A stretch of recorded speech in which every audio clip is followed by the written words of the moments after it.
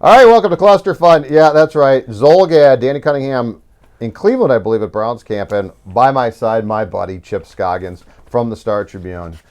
I suggest, Chip, you know what? Uh-oh. All you 25-year-olds, Yeah. look at this. Pick it up, buy it. It's called a newspaper. Costs you a little bit, but guess what? It's got pages. It's tangible. You can hold it in your hand. Exactly right. Newsprint on your hand. Yeah. That's the next thing. Kids are going to talk about, wow, newsprint's really cool to have. Yes, it's going to come back, right? Exactly. So, Star Tribune, pick it up. Chip Scoggins, Star Tribune sports columnist. In fact, the Star Tribune's lead story, not surprising, is the New York Yankees Twins series. Let's talk about that.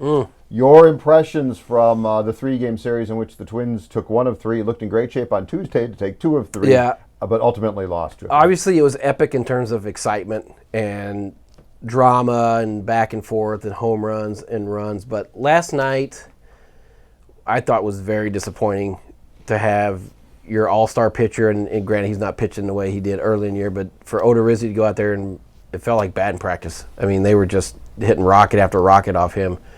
And the way Jake Cave played in, was it the second inning where he had all kinds of adventures, and it was just, that to me was a big letdown for how the series went. And yeah, you could say the Twins hung with them, and maybe could have taken two or three, but at the end of the day, you wake up and the lead's 2 games now. Yeah, and it's funny you say that, Chip, because Monday was great. Twins won 8-6, fantastic game. Tuesday, the bullpen blows it, but it was an epic duel. Sure. But, yeah, my ultimate feeling now after Wednesday's game is not nearly as optimistic because there was as far as I could tell, but besides the bats continuing to be hot, there was very little from Wednesday to take from that positive. And the other thing was, and this is the problem, Parker in the bullpen blew it on Tuesday. But, Chip, I looked this up last night. Martin Perez on Monday went 4. Kyle Gibson went 5 and was pulling teeth. 5, yeah. It was pulling teeth, right? And then to your point, Odorizzi comes back on Wednesday and goes 4 and gives up 9 runs. The starting pitcher's ERA in those 3 games, and I realize Barrios didn't start, was 13.15. But this has been going on for a while now, like a couple weeks. Barrios hasn't gone deep into games, and that's where, like tonight, Chicago, you'd like to see him go out and throw 8 innings, right? Just to have a starter go deep, and obviously the bullpen is a mess right now, and they've got to get help. But the rotation's not helping them out by going 5 1/3 innings consistently. And so, but Judd, watching that series, I came out of it thinking, and I felt this before, but like reinforced it in a big way. Like they need starting help too. Yes, they need relievers, and they need at least one starter.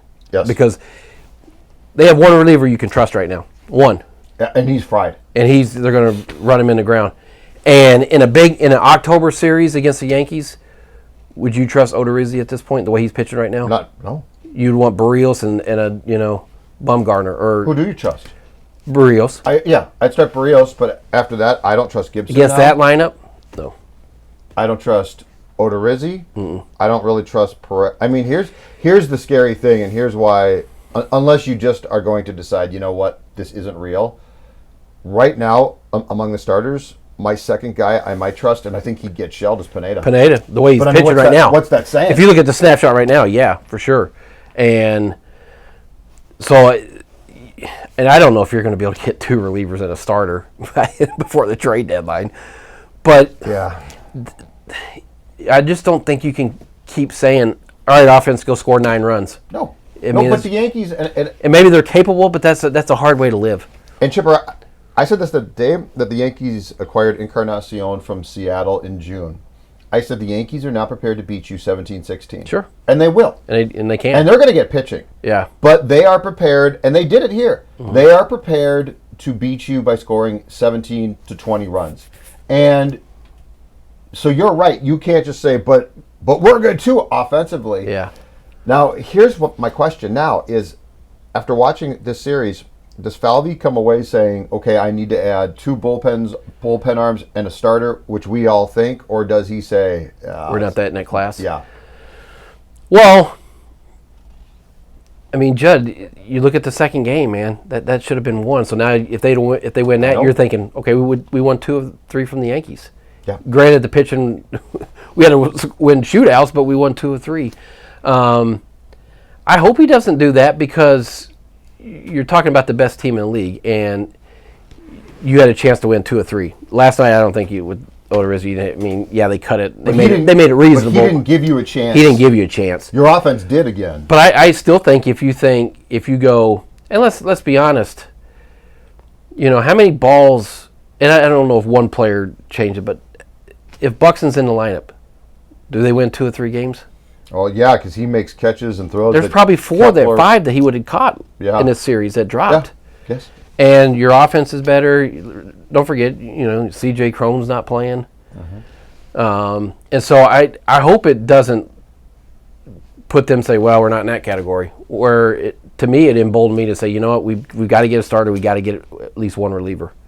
And you need 2. You need 2. One good back end guy, but like a stud. Yes. And a number 2 starter or number 1, whatever how you want to look at it.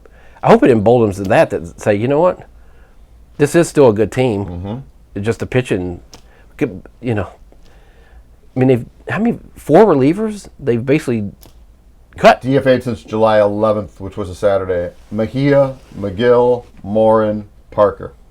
And so you've got to replace those guys and not with guys from Rochester. I'm sorry. Here's why I agree with you completely.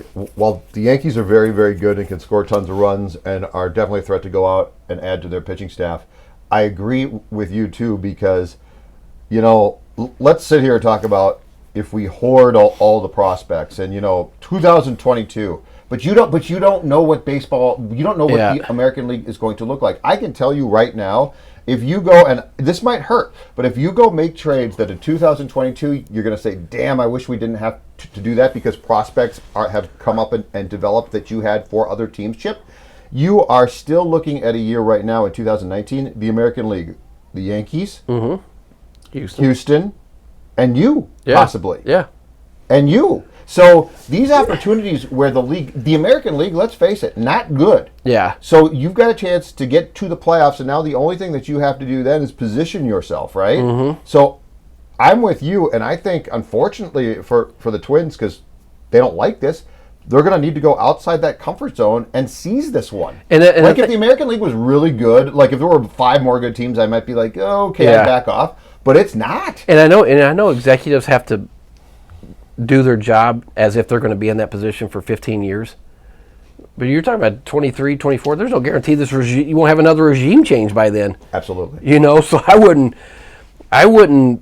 and I wouldn't be reckless. No. But in a year where I'm not saying trade your top 5 prospects. Yeah, but in a year where you should be bold, I don't think there's anything wrong with that and saying, hey, I see 2 really good teams outside of us in the American League. And I think that's what most people would say, right? Houston and Yankees and yes. And so and Cleveland's coming at you, but they don't scare you. No, I mean they're playing really good ball, but I don't know that I would put them in the Yankees. You could put yourself in a if you make the right trades right now for pitching, you could put yourself in a position to be very, very confident and give yourself as good a chance as possible. And I also don't think it's fair to the Marwin Gonzalez's and the Nelson Cruz's to get them here, have them do everything they possibly can to help you win, and then to be like, well, sorry, but we just can't do this. And the thing is, if I'm Nelson Cruz, I could bleep you. And you're not guaranteed to be on a record pace for home runs next year. No. This is sports. Yeah, I mean that could dry up too. Yes, there's a reason you're on record pace because you don't do this every year. Seize the opportunity, right? Yeah. So I hope, I hope this doesn't change, like they're thinking anyway. Like, hey, they're not good enough, or should we not give up prospects this year? I hope that doesn't do it this series. From the Twins to the Vikings. All right, we before we started to record this, both agreed, Chip Scoggins. It's not the same now. Going to Egan for training camp. As much as we would all complain and dread Mankato, there was something very real about getting on 169 and heading south for a few days. It almost feels like training camp's not starting, despite the fact it started with the rookies on Tuesday and starts full on Friday tomorrow. Yeah, and I'm trying to wrap my head around it, whether it's I'm older or whether I'm not. As the beat writer, you're there every day, so every little thing is magnified. Or there was just something about the end of summer for us, like standing outside Gage Hall as guys rolled in and were carrying their box fans and foam mattresses and TVs. Yep. Like that felt like, all right, you're going to camp. Yes. Right now, it's like they bring them into a press conference room. Yep. Right. So it doesn't. And they're staying in a nice, swanky, nice hotel probably. So it doesn't feel. I don't know. Yeah, it does feel weird. Like it doesn't feel as dramatic's not the word, but like you're really going somewhere. It doesn't feel like the start of something. Yeah, correct. And so like spring training, they go to Florida. Yeah. So it doesn't have the same feel, and I mean, I'm sure once they get going and everything, I just think this homestand where he had epic games really kind of took the spotlight a little bit away from, hey, Vikings are reporting today or tomorrow. Sure. And so, so many people were just fixated on baseball. But I'm sure once they start practicing tomorrow, it'll be a little bit different. Do you know what I think that the key was in Mankato, Chip? I think it was the shared dread. That's right. Those players bringing in, like you said, 169 box fans, us sitting there. There was a galvanizing factor in the fact that we all knew that the next day and keep in mind too, going back not that long ago, they would come out in full pads and they would have 2 days. And we talk about this now on an annual basis, Chip, but the tone of training camp now. Mm-hmm. They can't be in pads until Sunday, I believe, is the first time. Childers' first camp in 2006, he made him practice 1 through a driving rainstorm, and I think they came out. I think Antoine Winfield told me, because he said that was the hardest training camp of his life up to that point. I think he said it was something like 8 to 10 full padded practices consecutively. Oh. So I mean, this was 2006. Yeah, so it wasn't a long time ago, but it ain't that long ago. This was not the bygone era. No, this was. And if Zim could put him in pads on Friday and practice him twice a day, he'd love Zim would be the old school where we're going to have 2 days and hit, right? I mean, that's just how we're going to tackle to the ground. Yes. Yeah. Yeah, it's. I mean, practices are definitely different, and that's why. I mean, I don't go to every training camp practice now, but I do like to go to the ones where they're in full pads because at least it's somewhat football where you're actually seeing some live contact and you get a sense versus just not going half speed but just in shells or whatever. So right.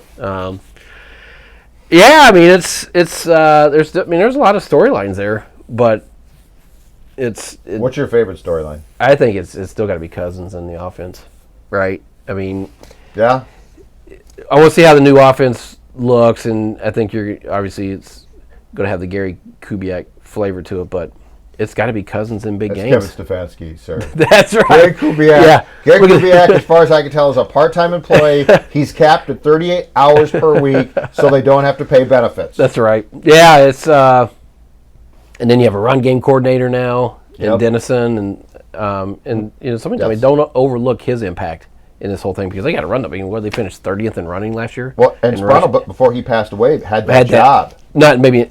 Was it his title or just, no? But he coordinated. That's what he their did. Run yeah, game. And obviously that's a big thing to Zimmer, as we heard many times last year. Yeah. We did. But it is. I mean, it's. But I wrote a comment about this, Judd. I mean, last year we were saying Super Bowl bust. This team's got to get to Super Bowl. And nobody's saying that this year. Yep. But I don't know. I'm gonna say this has to be a Super Bowl team. But the clock's ticking here, man. With this core and with Zimmer, with Cousins, with the veteran core they have, Everson, Griffin, Harrison, Barr.